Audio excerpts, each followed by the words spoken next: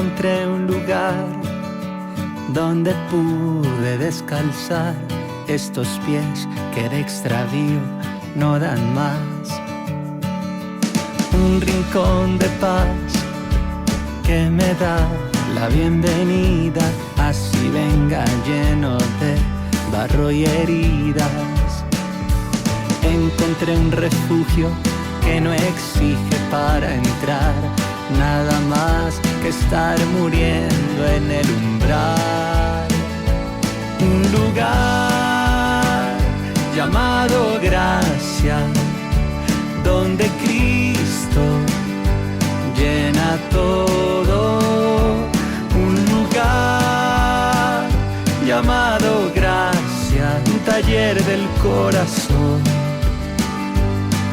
donde siempre está esperando Dios.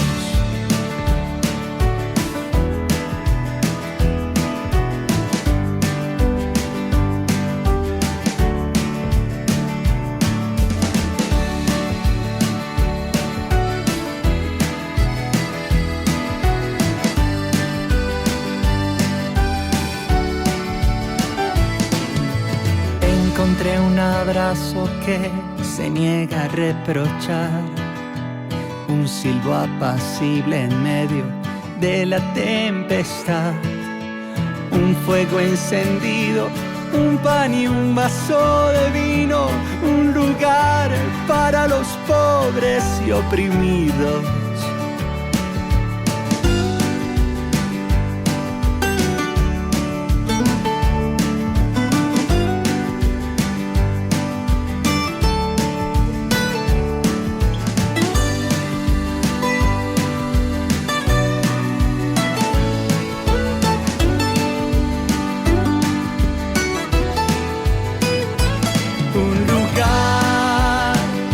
Llamado gracia, donde Cristo llena todo.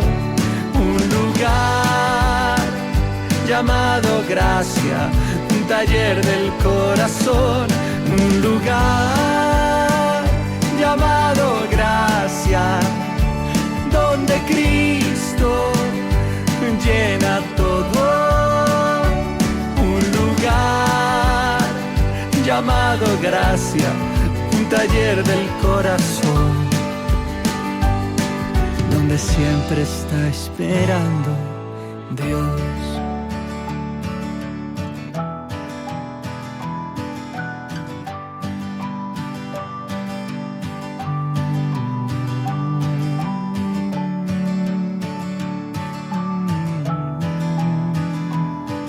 Donde siempre está esperando, donde siempre está esperando Dios. Muy buenos días, iglesia, bienvenidos a nuestra reunión dominical. Qué bueno es volver a estar juntos, conectados en esta mañana. Y bueno, ya último domingo de febrero, cómo pasa el tiempo, ¿no? Ya terminando mes, segundo mes de este año. Y bueno, qué alegría nos da de tenerte aquí, de que estés conectado con nosotros. Quisiera orar para empezar este tiempo y que el Señor sea guiando este espacio. Cada parte de la reunión, tanto en alabanza, que podamos alabarlo juntos, que podamos adorarlo juntos, que podamos tener un corazón dispuesto, un corazón enfocado en Él en esta mañana. Y también a través de su palabra que podamos recibir de Él, que podamos escucharlo a Él, que podamos entender las Escrituras y lo que Él quiere que entendamos a través de estas Escrituras. Entonces, oremos para este propósito. Señor, gracias por tu amor, gracias por tu misericordia, gracias por tenernos una mañana más aquí, conectados juntos con mis hermanos, Iglesia Fiel, y en verdad te pedimos, te rogamos para que hables a nuestro corazón, para que no sea nuestro corazón desviándose ni distrayéndose con cualquier cosa, Señor, porque somos seres tan distraídos. Por eso te ruego para que hoy podamos enfocarnos en esta horita, Señor, en ti, en tu pueblo, en saber y en reconocer que nuestra adoración el día de hoy es una adoración en comunidad, es una adoración que venimos a darte como pueblo. Por eso disponemos, Señor, toda nuestra atención, disponemos nuestro corazón en este momento a ti, solamente a ti, Señor, y en verdad recibe nuestra alabanza, recibe nuestra adoración en esta mañana. En Cristo Jesús. Amén y amén. Como ustedes saben, empezamos hace 8 días una serie en uno de los pasajes más hermosos y uno de los sermones más importantes, y como lo predicaba hace 8 días, uno de los sermones más conocidos, pero que tal vez son menos entendidos, entonces, y menos practicados también. Entonces, estamos en la serie del Sermón del Monte y hoy vamos a meditar en el capítulo 5, versos del 3 al 12. Capítulo 5, versículos del 3 al 12, lo que es la sección de las bienaventuranzas, enfocado en el carácter del cristiano. Obviamente no vamos a entrar más en detalles porque ya hoy el predicador nos va a hablar acerca de esto. Voy a leer en la Nueva Versión Internacional para que me acompañes en la lectura. Leo tu palabra, Señor, en el nombre del Padre, del Hijo y del Espíritu Santo. Amén. Dichosos los pobres en espíritu, porque el reino de los cielos les pertenece. Dichosos los que lloran, porque serán consolados. Dichosos los humildes, porque recibirán la tierra como herencia. Dichosos los que tienen hambre y sed de justicia, porque serán saciados. Dichosos los compasivos, porque serán tratados con compasión. Dichosos los de corazón limpio, porque ellos verán a Dios. Dichosos los que trabajan por la paz, porque serán llamados hijos de Dios. Dichosos los perseguidos por causa de la justicia, porque el reino de Dios les pertenece. Dichosos serán ustedes cuando por mi causa la gente los insulte, los persiga y levante contra ustedes toda clase de calumnias. Alégrense y llénense de júbilo, porque les espera una gran recompensa en el cielo. Así también persiguieron a los profetas que los precedieron a ustedes. Háblanos, Señor, en esta mañana a través de tu palabra. Y asimismo disponemos nuestro corazón para adorar al Señor a través de la música, a través de las alabanzas musicales, a través de el canto. Y qué bonito es cuando expresamos al Señor y le decimos: Señor, nada me faltará, nada me faltará. Cuando tenemos a Él, cuando lo tenemos a Él, cuando te tenemos a ti, Señor, no nos faltará absolutamente nada. ¿Qué tal si se lo cantamos en esta mañana?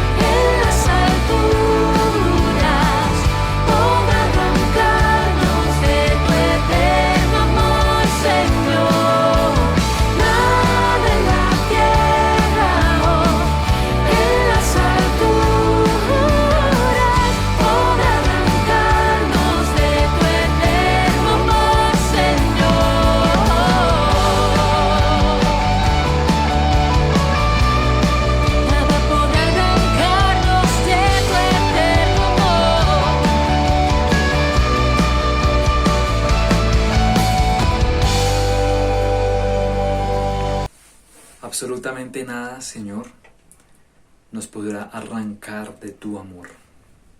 Eso es lo que expresábamos hoy como forma de oración, de alabanza a ti, porque estamos seguros que ni la condena, estamos seguros que ni las aflicciones, estamos seguros que absolutamente nada nos podrá separar de ti. Nada, Señor. Gracias por esta verdad, porque creemos en un Dios que permanece, que está con nosotros, a pesar de nosotros. Gracias, Señor. Gracias. Iglesia, ¿qué tal si con esta misma disposición, con esta misma actitud, recibimos ahora la palabra del Señor que Él nos trae en esta mañana a través de nuestro pastor Rodrigo? Como ya lo dijimos, estamos en una serie llamada Sermón del Monte. Así que bienvenidos y que disfrutemos y que podamos disfrutar de escudriñar su palabra. Que en verdad estas porciones de la palabra y este sermón es un sermón precioso y muy profundo. Así que meditemos y tengamos un corazón dispuesto para aprender y para estar en verdad también dispuesto a desaprender, ¿no? Tal vez muchas veces necesitamos como, oiga, yo como que he estado viviendo de esta manera y he pensado de esta manera, pero tengo que desaprender esto porque el Señor me está diciendo que aprenda esto. Entonces, que el Señor nos ayude a través de su palabra hoy y que nos hable a través de su palabra hoy. Pastor Rodrigo Borda, bienvenido. Muy buenos días, Iglesia. Qué oportunidad tan hermosa nos da el Señor en esta mañana para compartir juntos la palabra del Señor. Una palabra que es vida, una palabra que transforma vidas y transforma nuestros corazones. No nos cansemos, no nos confiemos de que escuchamos siempre la palabra y la recibimos, pero después se nos olvida. Cada palabra del Señor es vigente y está dispuesta para que crezcamos en esa realidad con el Señor. Bueno, mis amados, seguimos con la serie, o empezamos la serie. Hace 8 días vimos la introducción sobre el Sermón del Monte. Es muy importantísimo este Sermón del Monte, por eso el Señor ha puesto en nuestro corazón tratar esos temas. Y pues hoy precisamente comenzamos con las bienaventuranzas. Tiene que ver con el carácter del cristiano. Las bienaventuranzas son el carácter del cristiano, bueno, todo el Sermón del Monte, pero enfocado, la bienaventuranza está más enfocado al carácter del cristiano. Entonces vamos a ver hoy desde la primera parte, Mateo 5, 3 al 6, de las bienaventuranzas. Voy a estar tratando de tomar este tema de las bienaventuranzas en 2 partes. Hoy la primera, en 8 días la segunda parte, hoy de Mateo 5, 3 al 6 y en 8 días ya del capítulo 7 en adelante, del versículo 7 en adelante. Bueno, mis amados, dice la palabra del Señor allá en Mateo 5, 3 al 7. Bueno, lo sabemos también, dice el Señor, bienaventurados los pobres, mira lo que dice, bienaventurados los pobres en espíritu, porque de ellos es el reino de los cielos. Una cualidad, tremendo, una promesa o una bienaventuranza, una cualidad. Entonces, por eso es que dice, bienaventurados los pobres en espíritu, porque de ellos es el reino de los cielos. Bienaventurados los que lloran, porque recibirán consolación. La cualidad y la promesa. Bienaventurados los mansos, porque ellos recibirán la tierra por heredad. Bienaventurados los que tienen hambre y sed de justicia, porque ellos serán saciados. Bueno, mis amados, el Sermón del Monte es la autoridad del Maestro, es auténtico y va contra la cultura, es contracultura precisamente que se amolda a este mundo. Por eso el Sermón del Monte es la verdad absoluta. Y hablando de eso, quiero dar una ilustración que de pronto algunos conocemos o ya conocen. Cuéntalo por allá la leyenda que un día la verdad y la mentira se encontraron. Bueno, buen día, dijo la mentira. Buenos días, contestó la verdad. Hermoso día, dijo la mentira. Entonces la verdad se asomó para ver si era cierto. Y lo era. Hermoso día, dijo la verdad. Aún más hermoso es el lago, dijo la mentira. Entonces la verdad miró hacia el lago y vio que la mentira decía la verdad y dijo, así es. corrió la mentira hacia el agua y dijo: el agua está más hermosa, nademos. La verdad tocó el agua con sus dedos y realmente estaba hermosa y confió en la mentira. Ambas se sacaron las ropas y nadaron tranquilas por esas aguas. Un rato después salió la mentira, se vistió con las ropas de la verdad y se fue. La verdad, incapaz de vestirse con las ropas de la mentira, comenzó a caminar sin ropas y todos se horrorizaban al verla. Es así como aún hoy en día la gente prefiere aceptar la mentira disfrazada de verdad y no la verdad al desnudo. Esa es la ilustración. ¿Qué quiere decir? Asimismo, tenemos la verdad absoluta en este sermón del monte. Y la verdad absoluta que muchos rechazan y desprecian. Por lo tanto, es nuestra responsabilidad obedecerla. Este sermón del monte precisamente comienza con las bienaventuranzas. Todos estamos familiarizados con las bienaventuranzas que inician el sermón del monte. Su forma de expresión es más sencilla y a la vez es de mucha profundidad de pensamiento. Es importante entender eso. Por eso es que vamos a considerar las bienaventuranzas por separado. Es importante resaltar cada bienaventuranza, pero antes debemos resaltar 3 aspectos generales sobre ellas. Quiero enfatizar 3 cosas antes de meternos con las bienaventuranzas. 3 cosas importantes que debemos tener en cuenta cuando leemos o estudiamos o meditamos las bienaventuranzas. Primero, tipo de personas a quien va dirigidas. Segundo, las cualidades que se elogian. Las cualidades. Sed pues, y sed, lo que dice el Señor, y las bendiciones prometidas. Por eso, empecemos con el primer aspecto en estas bienaventuranzas. Primero, las personas que se describen, o sea, a quién va dirigidas. Bueno, aquí el Señor, vamos a ver el primer punto, aquí el Señor aquí el Señor nos está diciendo que hay 8 grupos separados y distintos de discípulos. Aquí no nos está diciendo eso de que, digamos, son para, por ejemplo, bienaventurados los mansos, para un grupo de mansos. Bienaventurados los misericordiosos, para otro grupo de misericordiosos. Así no son las bienaventuranzas. No nos dice que unos son mansos y que otros son misericordiosos y que otros deben padecer persecución. No, así no es. Las bienaventuranzas se trata que de un solo grupo que tiene 8 cualidades. Las bienaventuranzas es algo así como, digamos,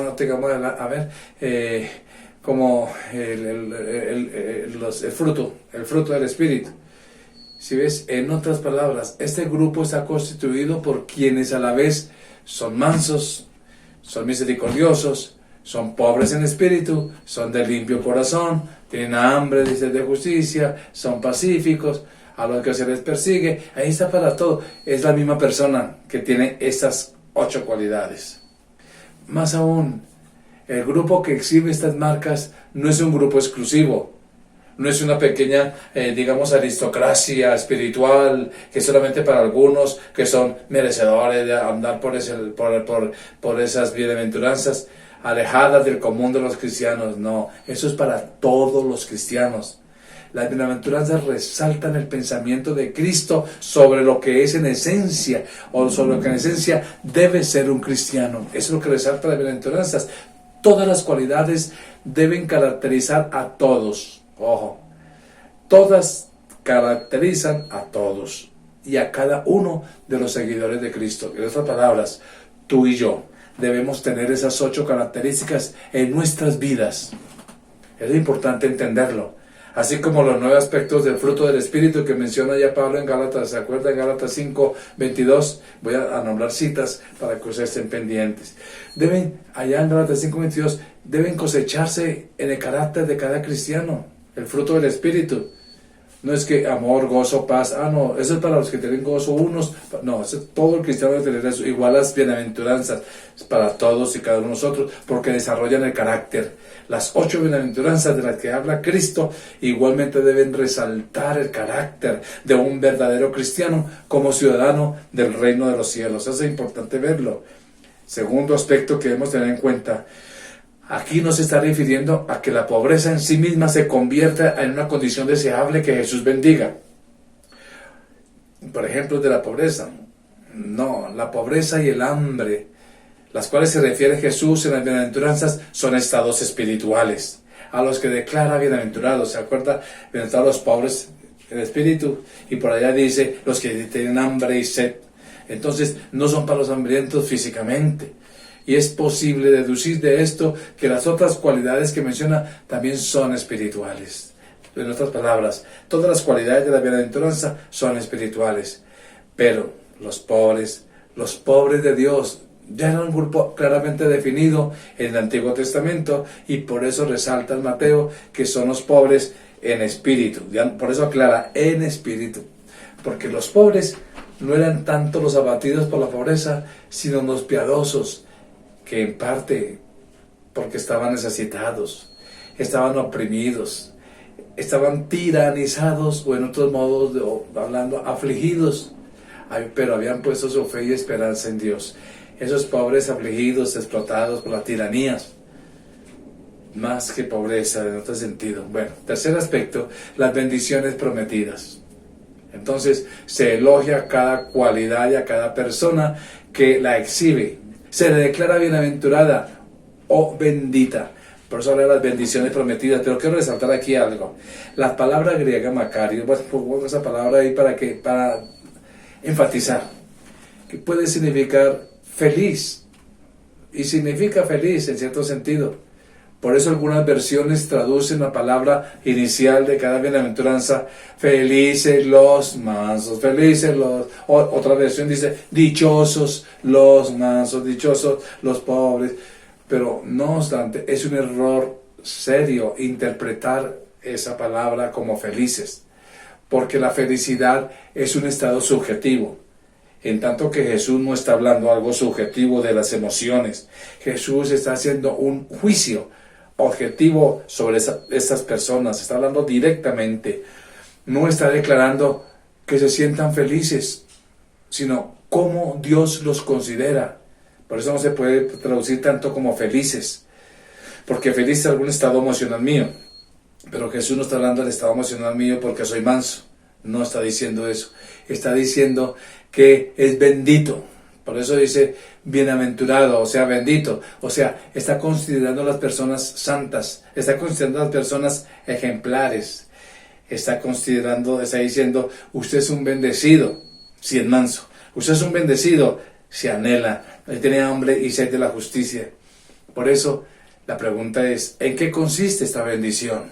Bueno, la segunda mitad de cada bienaventuranza lo esclarece. La cualidad de los mansos, por ejemplo, o de los pobres, porque ellos serán saciados. Si ves, estas personas poseen el reino de los cielos y heredan la tierra. Los que lloran son consolados, los que tienen hambre son saciados, alcanzan misericordia, ven a Dios, son llamados hijos de Dios. Así cada cualidad tiene una promesa de bendición. Su recompensa celestial es grande, y todas estas bendiciones vienen juntas. ¡Qué lindo! O sea, tremendo. Como cristianos somos saciados, somos consolados, la misericordia nos alcanza, vemos a Dios, somos llamados hijos de Dios, etc. Del mismo modo que las 8 cualidades describen a cada cristiano, las 8 bendiciones también se otorgan a cada cristiano. Todos tenemos las 8 bendiciones, pero debemos manifestar las 8 cualidades para poder recibir las 8 bendiciones.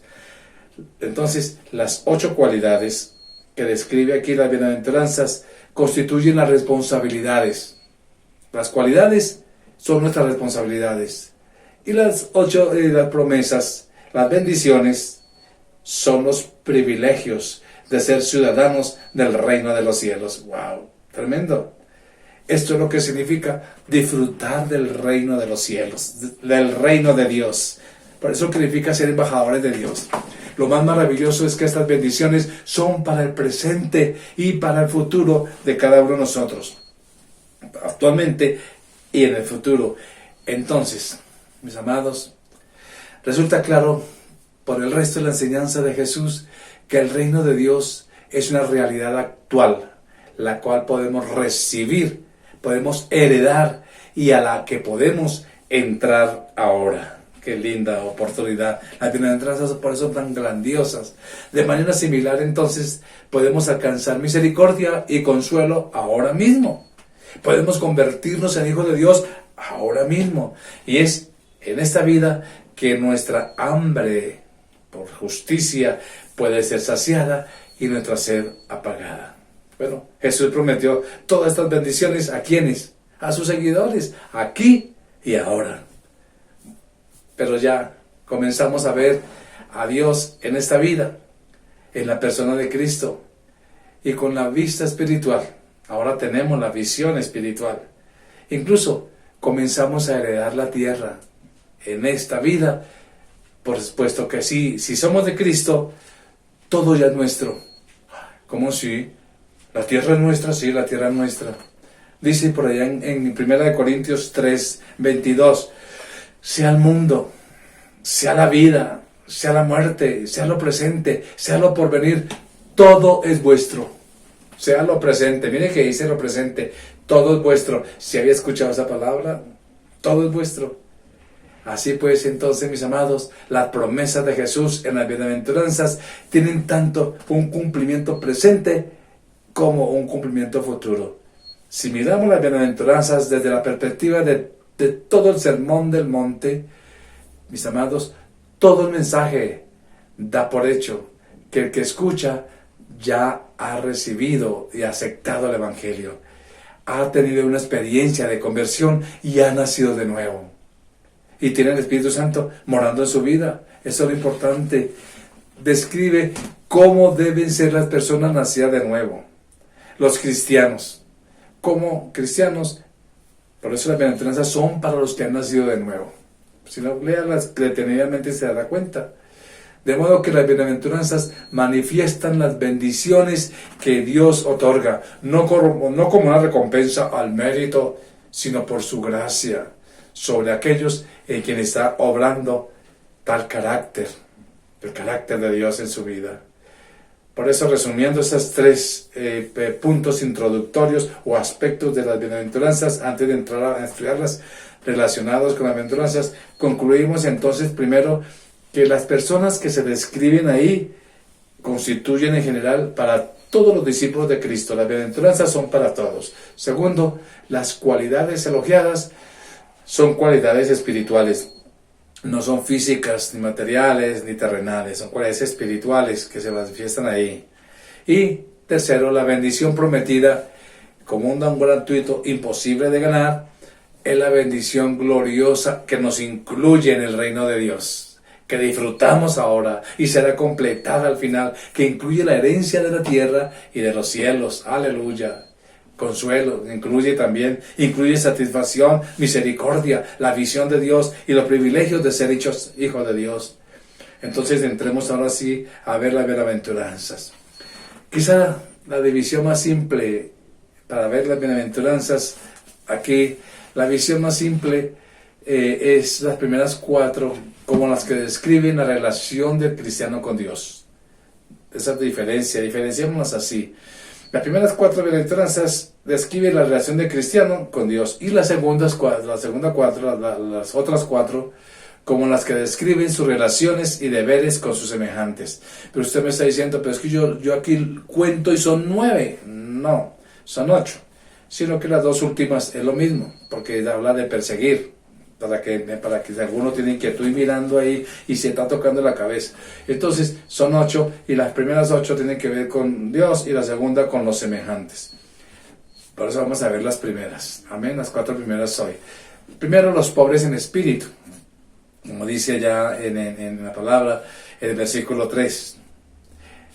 Aquí el Antiguo Testamento provee un trasfondo muy importante para interpretar estas bienaventuranzas, ya que el Señor por toda la ley proclamaba la ayuda. Por eso, si vemos nosotros ahí en las bienaventuranzas, tiene que ver con la ley, así como por ejemplo el desvalido y necesitado, como al huérfano, la viuda y el extranjero, siempre tenía presente el Señor a los pobres, siempre los tuvo presentes. Al principio, ser pobre quería decir estar en necesidad material literalmente. Eso es lo que significaba al principio. Pero gradualmente, debido a que el necesitado no tenía otro refugio que Dios, la pobreza llegó a tener visos espirituales y a identificarse con dependencia humilde de Dios. Bueno, esta bienaventuranza misma, los pobres en espíritu, estamos estudiando en este momento, proclama salvación por gracia y no por obras, porque promete el reino de Dios a los pobres en espíritu. Es que es tremendo.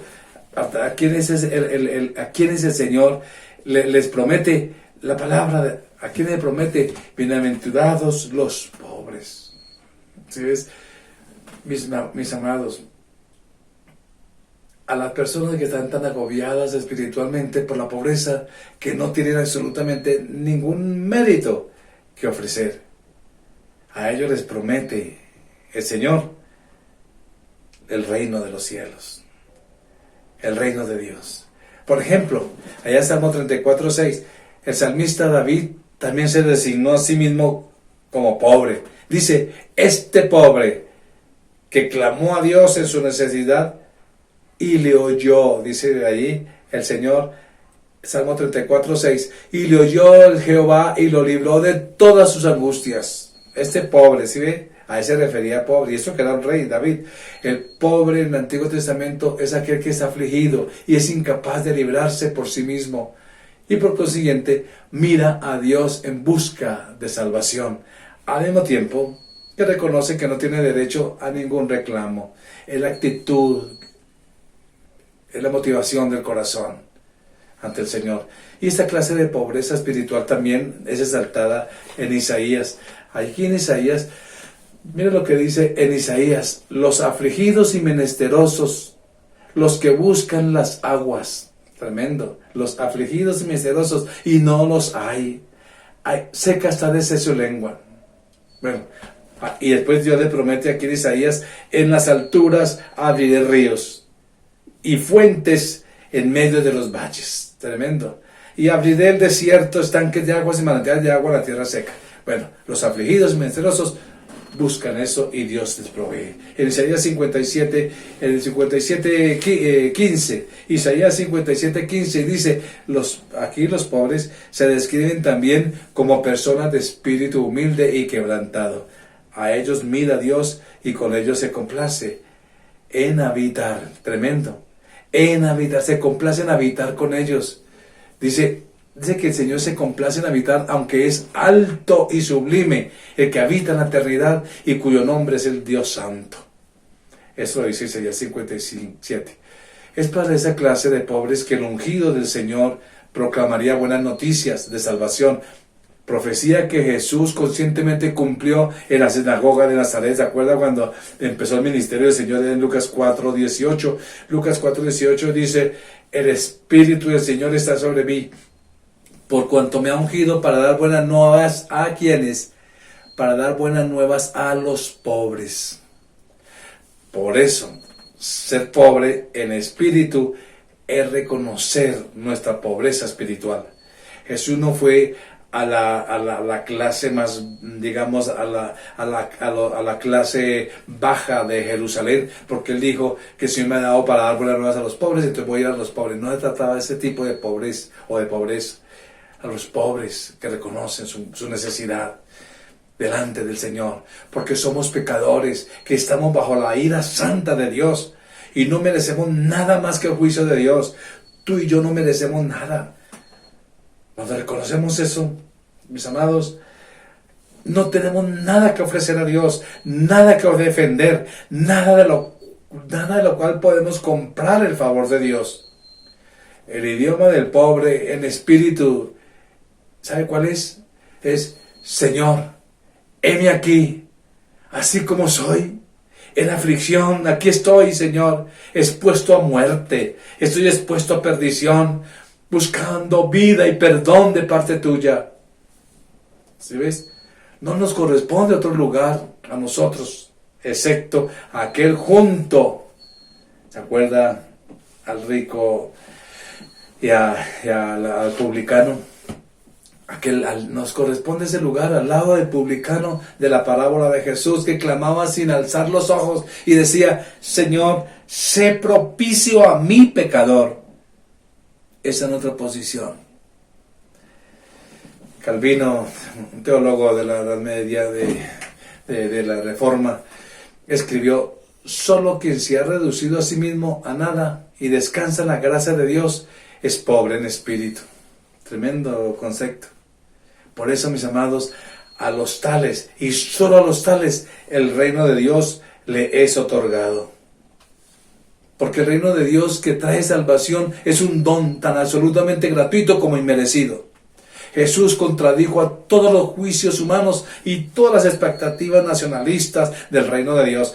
Esperaban un reinado y esperaban a alguien superior. Y Jesús dijo: el reino de Dios es de los pobres. El reino de Dios es dado a los pobres, no a los ricos. A los débiles, no a los poderosos. A los niños pequeños, lo suficientemente humildes para aceptarlo. No a los soldados que se jactan de sus hazañas. En los días de nuestro Señor, no fueron los fariseos los que entraron al reino.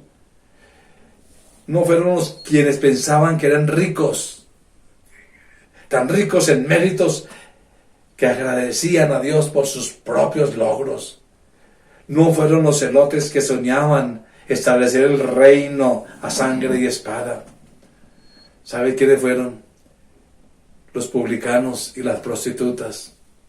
Lo peor de la sociedad humana en ese entonces, que sabían que eran tan pobres que no podían ofrecer nada ni alcanzar nada. Todo lo que podían era clamarle a Dios por misericordia, y Él oyó su clamor. Miremos el versículo 4. Bienaventurados los que lloran. Tremendo. Los que lloran. Aquí igualmente, los que lloran también connota y tiene que ver con la realidad de realidad espiritual. Porque ellos recibirán consolación. Esa es la segunda bendición espiritual. Una cosa es ser espiritualmente pobre, reconocerlo así, y otra es lamentarse y llorar por ser pobre. Más bien, podríamos decir esta paradoja: felices los infelices. ¿Qué clase de aflicción puede ser aquella que trae gozo de la bendición de Cristo? Bueno, por el contexto resulta que aquellos a quienes se les promete consuelo, porque esa es la promesa, consuelo se le prometió aquí, no son primordialmente los que lloran la pérdida de un ser querido, aunque duele, la pérdida de un trabajo, sino los que lloran por la pérdida de su inocencia, por la pérdida de su justicia ante Dios, por la pérdida de su valor propio, por la pérdida de separación de Dios. Cristo no se refiere aquí a la aflicción que produce la pérdida de algo, o de alguien, o lo muy preciado que sí da dolor, pero ahí no está consolándose. El consuelo del Señor no es, en esta bienaventuranza no es para eso en ese momento, sino a la aflicción que produce el arrepentimiento. Los que lloran, los que lloran, sí, lloran por su actitud, por su pecado. Aleluya. Por eso, la versión del Sermón del Monte de Lucas, porque Lucas también habla del Sermón del Monte, allá en el capítulo 6, ahí el versículo 25 dice: ay de vosotros los que ahora reís. Tremendo. Existen las lágrimas cristianas. Claro que sí. También es verdad que poco de nosotros las lloramos. Lloramos por muchas cosas, pero menos por lo que debemos llorar. Jesús lloró por los pecados de otros. Jesús lloró por sus amargas consecuencias en juicio y muerte. Jesús lloró por la ciudad impenitente que no él recibiría. Deberíamos llorar por el mal existente en el mundo, como lo hicieron los hombres piadosos de los tiempos bíblicos. David, por ejemplo, en el Salmo 119, 136, Salmo 119, 136, dice: ríos de agua descendieron de mis ojos. Pudo decir el salmista: Dios, porque no guardaban tu ley. Mire, lloraba porque no guardaban tu ley. Ezequiel oyó que se describía el pueblo fiel de Dios y como los que gimen y claman a causa de todas las abominaciones que se hacen en medio de ella. Dios le dijo a Ezequiel, mira quiénes están clamando y gimiendo a causa de las abominaciones. Pablo también escribió refiriéndose a los fariseos, a esos maestros que perturbaban las iglesias de su época. En Filipenses 3:18, bueno, el anterior cita era Ezequiel 9:4, pero en Filipenses 3:18 dice, Pablo decía, muchos de los cuales, hablando de los falsos maestros, ahora lo digo llorando, que son enemigos de la cruz de Cristo.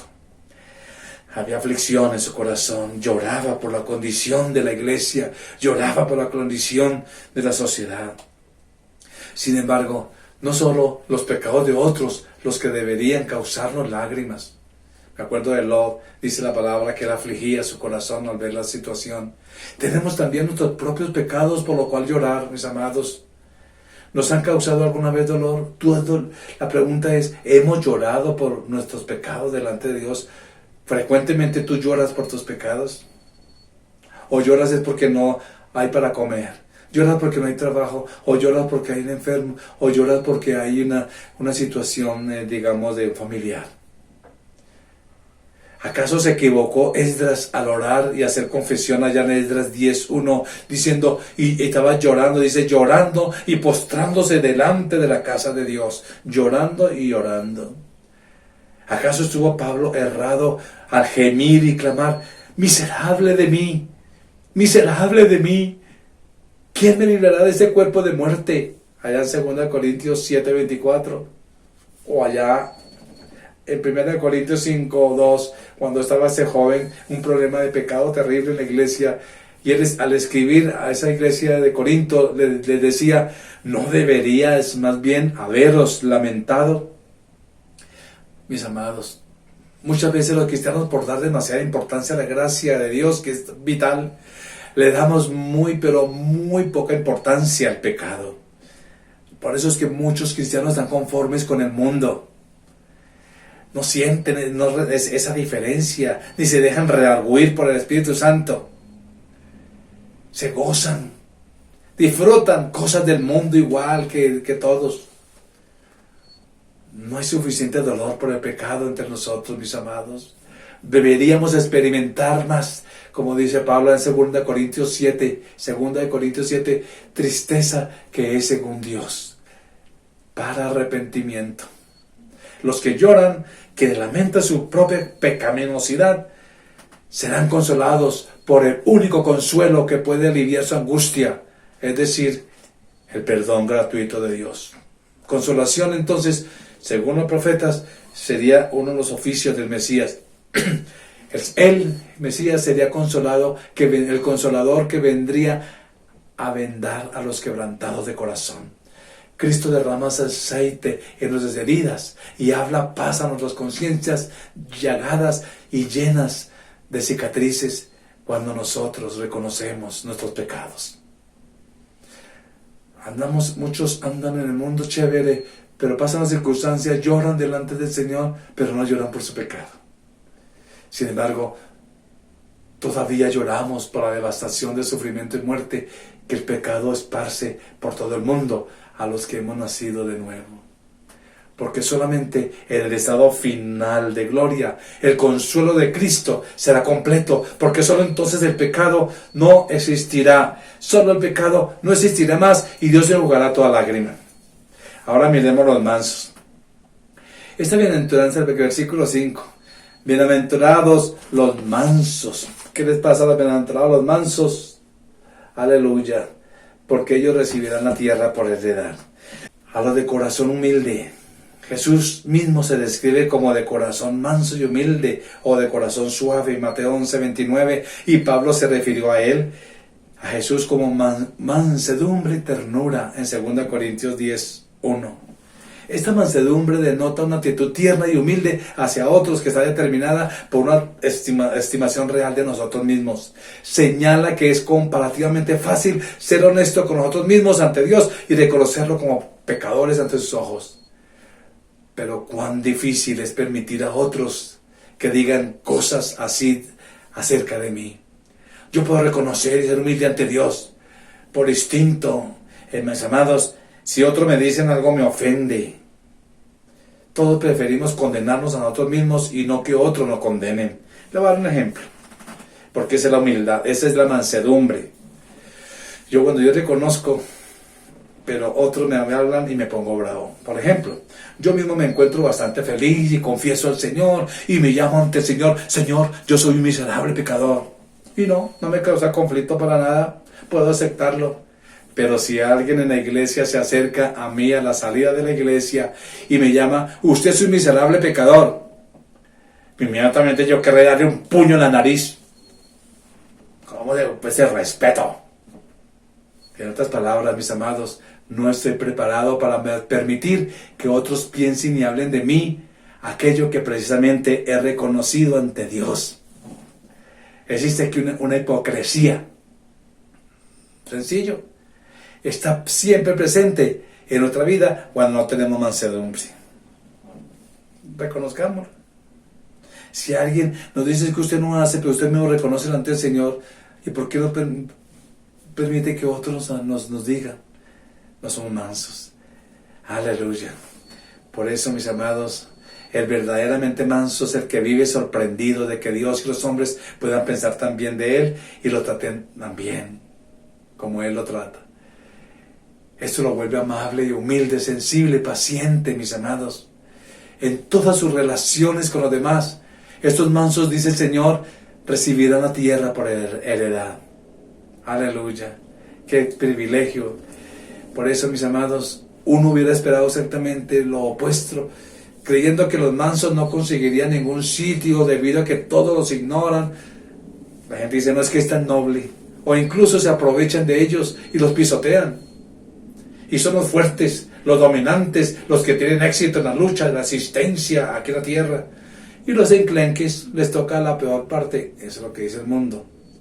Pero, mis amados, en Cristo, la condición bajo la cual tomamos posesión de nuestra herencia espiritual no es la fuerza, sino la mansedumbre.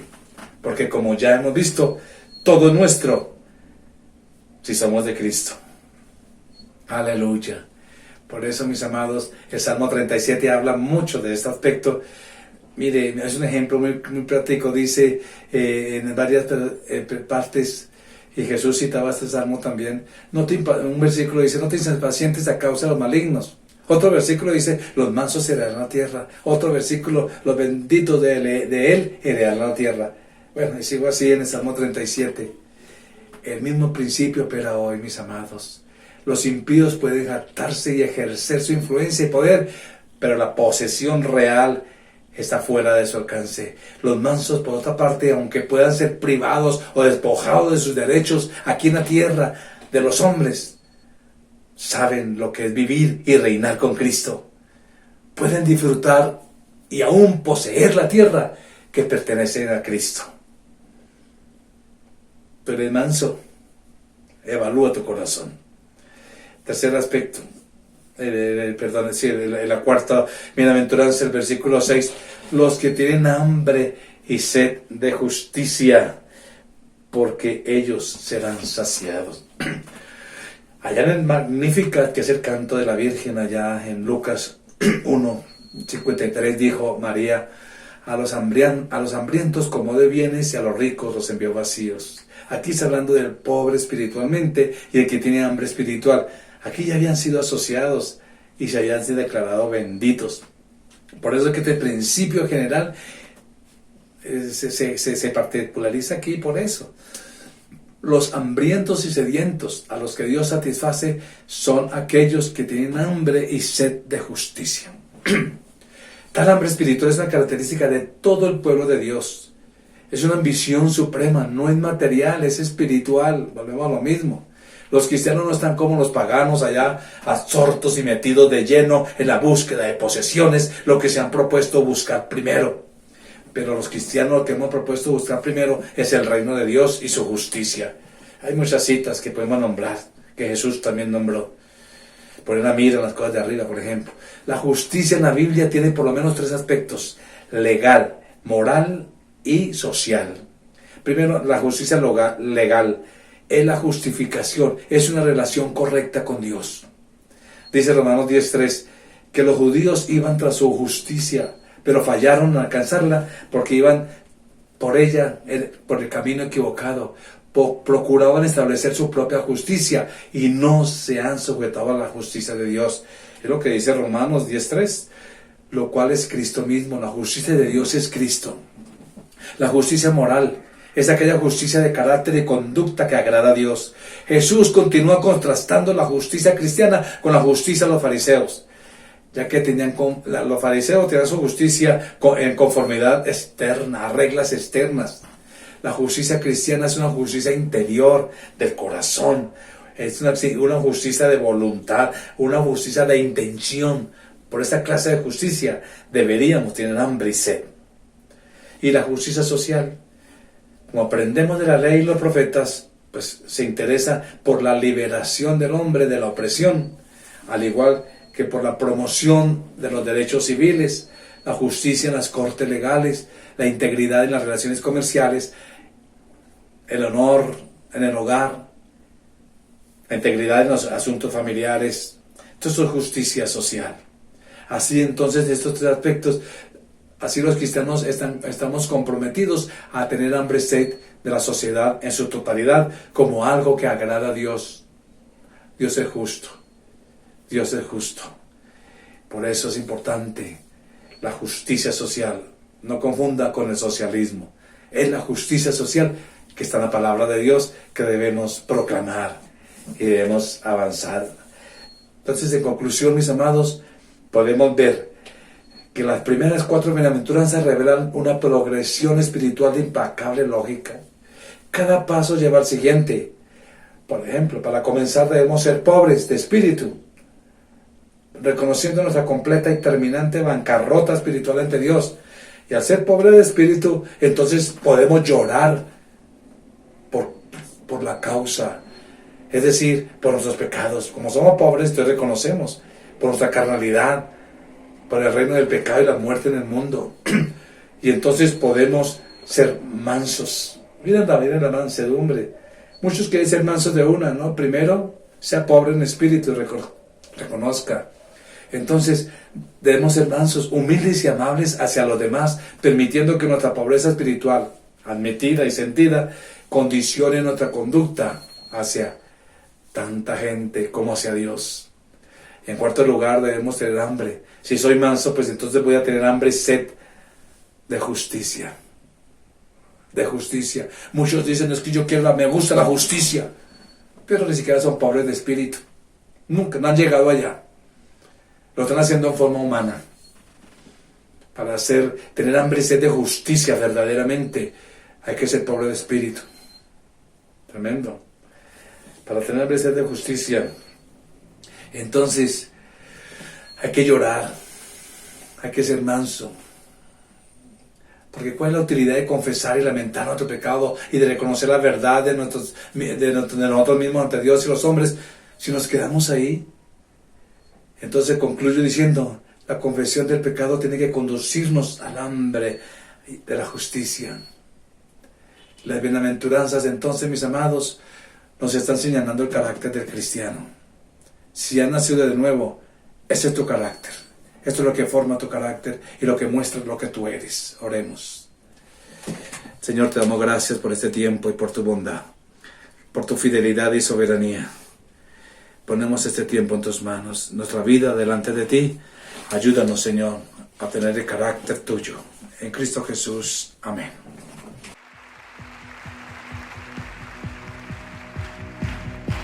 Siendo en forma de Dios, vive toda la creación, de siervo se vistió,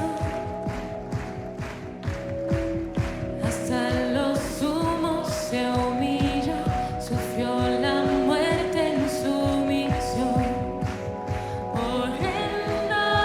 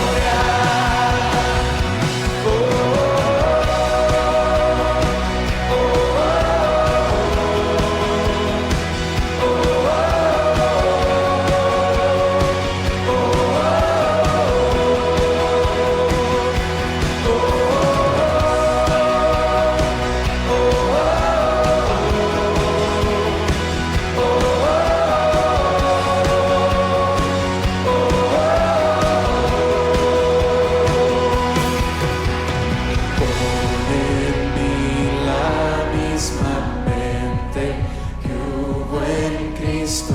Hazme un siervo para tu gloria. Tomaré mi cruz, te seguiré. Jesús, hazme un siervo para tu gloria. Pon en mí la misma mente que hubo en Cristo. Hazme un siervo para tu gloria. Tomaré mi cruz, te seguiré. Jesús, hazme un siervo para tu gloria.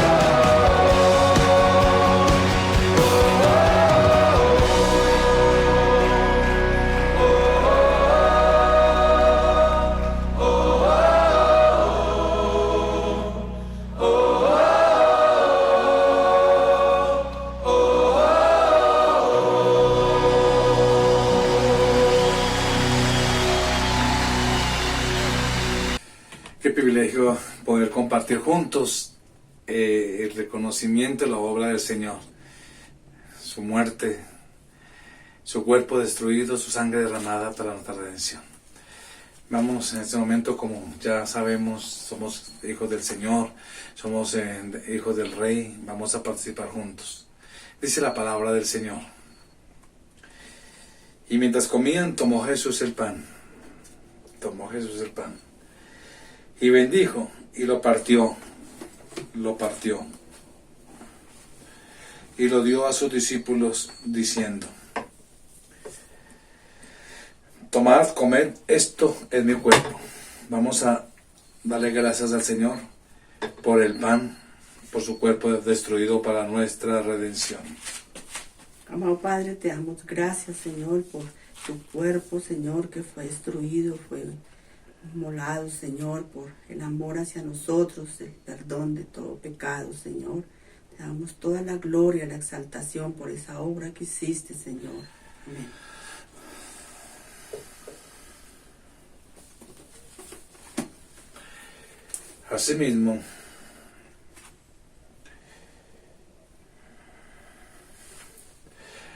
Asimismo tomó también la copa después de haber cenado, diciendo: esta copa es el nuevo pacto en mi sangre. Haced esto todas las veces que la bebiereis en memoria de mí. Vamos a darle gracias al Señor por la sangre derramada para nuestra salvación.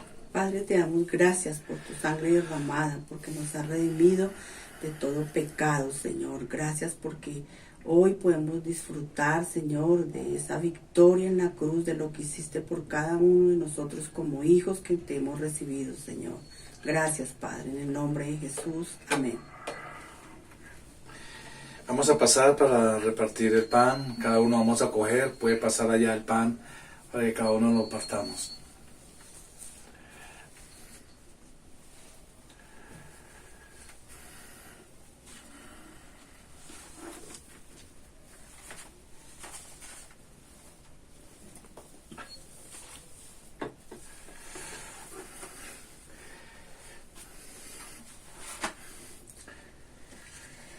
Porque yo recibí del Señor lo que también os he enseñado. Que el Señor Jesús, la noche que fue entregado, tomó pan. Y habiendo dado gracias, lo partió y dijo: tomad, comed. Esto es mi cuerpo que por vosotros es partido. Haced esto en memoria de mí. Vamos a participar del pan como símbolo de su cuerpo destruido para nuestra sanidad y restauración. Participemos del pan.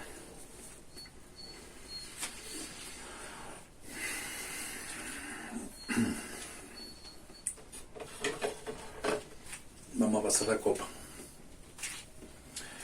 Ahora pasemos la copa.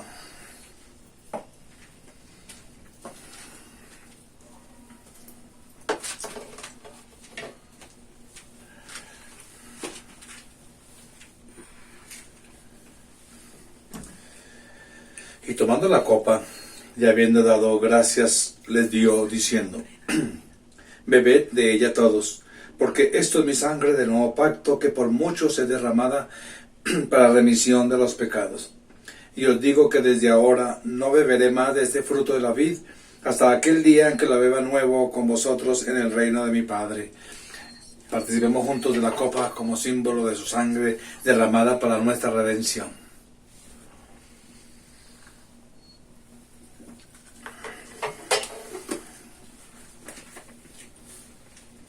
Así pues, todas las veces que comieres este pan y bebieres esta copa, la muerte del Señor anunciáis hasta que Él venga. Démosle gracias al Señor. Allá, dale gracias al Señor. Amén. Vamos a terminar declarando lo que Él es Señor. Levanta tus manos a Él en esta noche.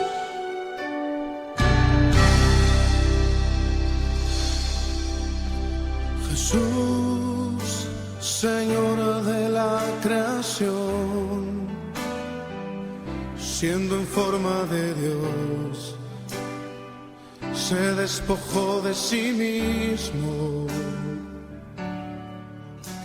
tomó la semejanza de hombre, y siendo puro y sin mancha, entre nosotros vivió,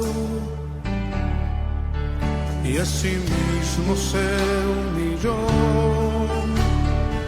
tomando forma de siervo, hasta su vida entregar, y en una cruz terminar. Mas Dios a lo sumo lo exaltó, y su nombre engrandeció, para que ante su autoridad toda rodilla se doble, y toda lengua confiese que Jesús es el Señor.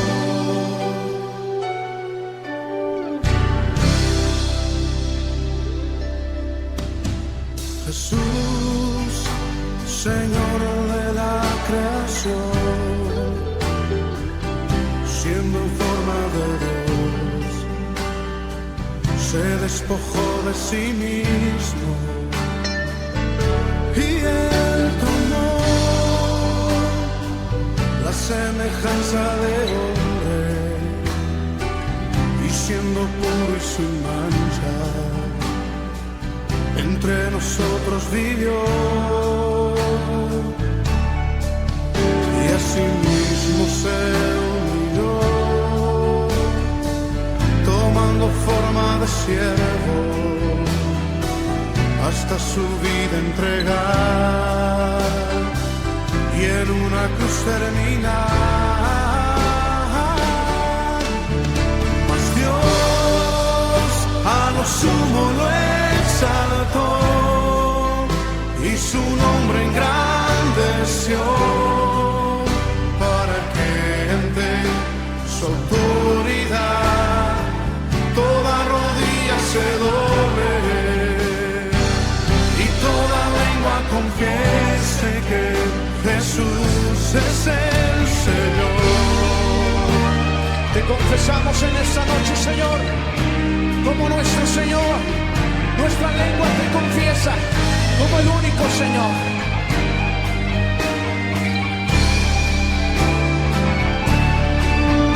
Mas Dios a lo sumo lo exaltó, y su nombre engrandeció, para que ante su autoridad toda rodilla se doble,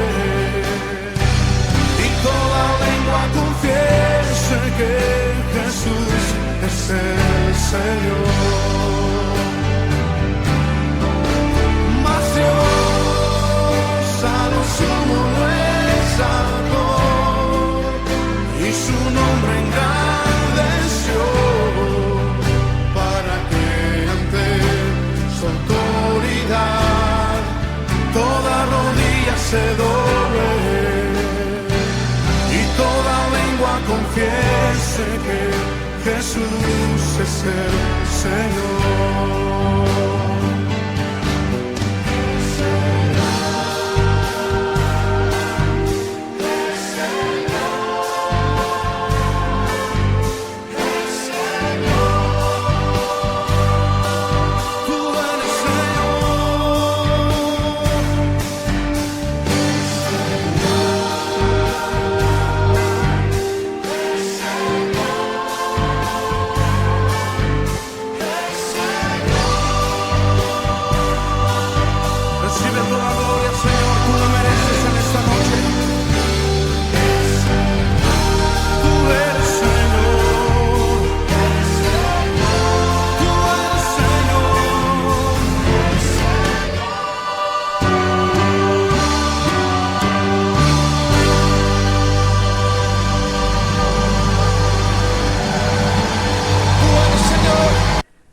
Pastor, muchas gracias por la palabra que el Señor ha colocado hoy en tu corazón para compartir con nosotros, y nosotros debemos seguir meditando, seguir escudriñando estas porciones, este sermón y sobre todo esa sección que hemos visto hoy, ¿no? Que es la primera parte, y ya el otro domingo terminaremos con la sección de las bienaventuranzas. Pero bueno, seguimos meditando, seguimos profundizando, y el llamado es a practicar, a obedecer a lo que hemos entendido, lo que hemos escuchado. Bueno, antes de terminar, también algunos anuncios importantes, algunos recordatorios, como el de mañana, la oración a las 6 de la mañana. Recuerden que estamos orando a las lunes, los miércoles y los viernes a las 6 de la mañana por este canal, por YouTube. Y los jueves estamos orando a través de Google Meet, es decir, es una oportunidad donde podemos conectarnos y donde podemos orar unos por otros. Así que bienvenidos a las 6 de la mañana a través de Google Meet. Si tú no haces parte de, o no, todavía no perteneces o no estás dentro del grupo de WhatsApp de la iglesia, y quieres participar en estas oraciones, escríbenos. Estamos dejando los números aquí en el chat, o también en el nombre del título. Ahí están los teléfonos a donde nos puedes escribir para que te enviemos el link y puedas participar con nosotros en estas oraciones de los jueves. No olvidar el miércoles las casas de bendición a las 7 de la noche también, según su casa. Estamos trabajando solamente casas locales, y bueno, estamos ahí aprendiendo y creciendo cada día más. También hay un anuncio muy importante para que pongamos mucha atención, y es que por fin, yo soy el más feliz de todos en anunciar que volvemos a la presencialidad. Bueno, semipresencialidad por el momento, por la situación y porque todavía obviamente no ha pasado totalmente esta pandemia. Pero sí vamos a empezar a transmitir y a abrir la iglesia abrir la iglesia. Entonces, a partir del próximo domingo vamos a tener nuestras reuniones a las 10:30 de la mañana en la iglesia. Ahora, si tú quieres ir a la iglesia el próximo domingo a las 10:30 de la mañana, vamos a dejar un formato en el cual tú puedas inscribirte e inscribir a las personas que vayan a asistir contigo.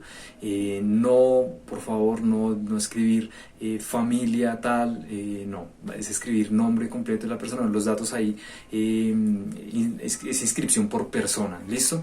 De todas maneras, todas estas instrucciones y todos estos parámetros para reunirnos los vamos a dar el día de mañana, el lunes, a través del de WhatsApp, ¿listo?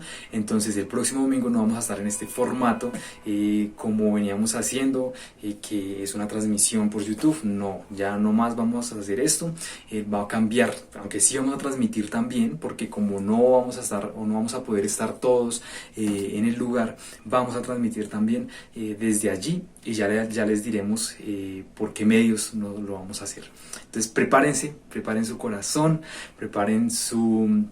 mejor dicho, duerman el sábado más tempranito, porque yo sé que a veces no perdimos la costumbre de pronto del domingo levantarnos un poquito más temprano para ir a la iglesia, pero bueno, ya el próximo domingo volvemos, así que me alegra mucho dar esta noticia.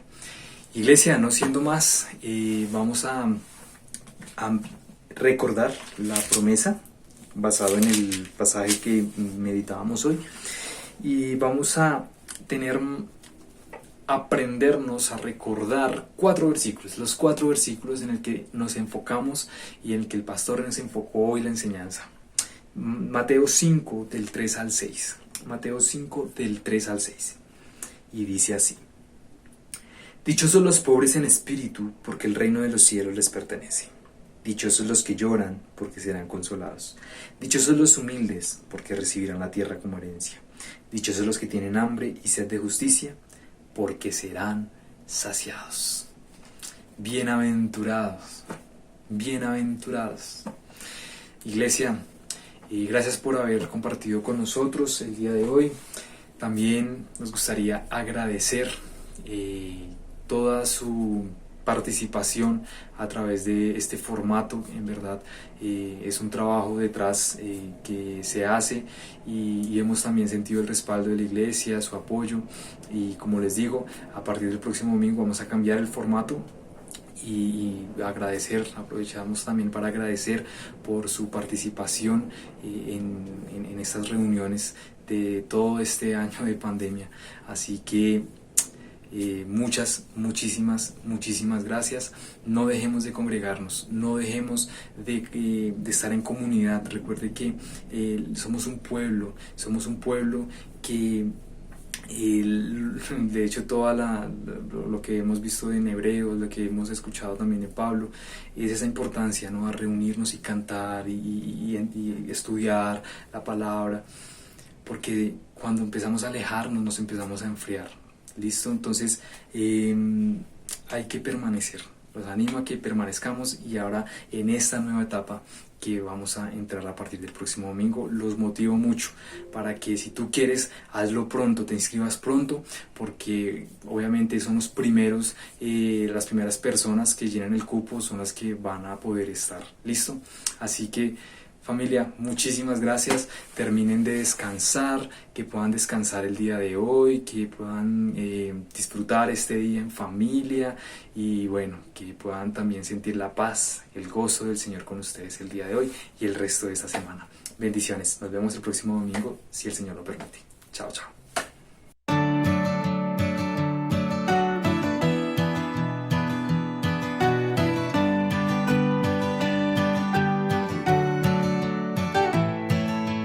Encontré un lugar donde pude descalzar estos pies que de extravío no dan más. Un rincón de paz que me da la bienvenida, así venga lleno de barro y heridas. Encontré un refugio que no exige para entrar nada más que estar muriendo en el umbral. Un lugar llamado gracia, donde Cristo llena todo.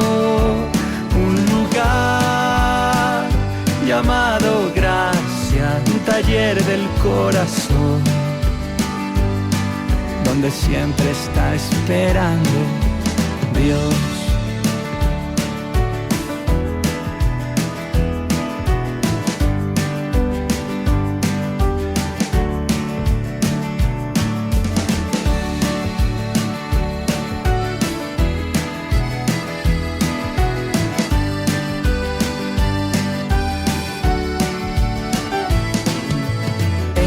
siempre un abrazo que se niega a reprochar, un silbo apacible en medio de la tempestad, un fuego encendido, un pan y un vaso de vino, un lugar para los pobres y oprimidos.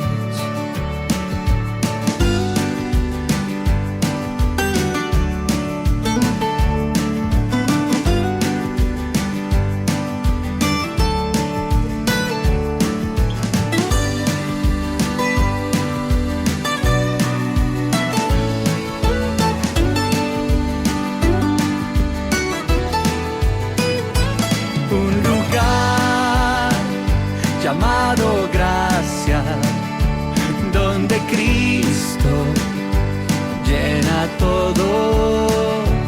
Un lugar llamado gracia, un taller del corazón. Un lugar llamado gracia, donde Cristo llena todo.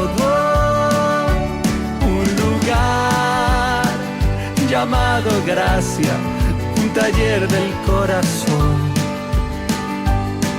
donde siempre está esperando Dios.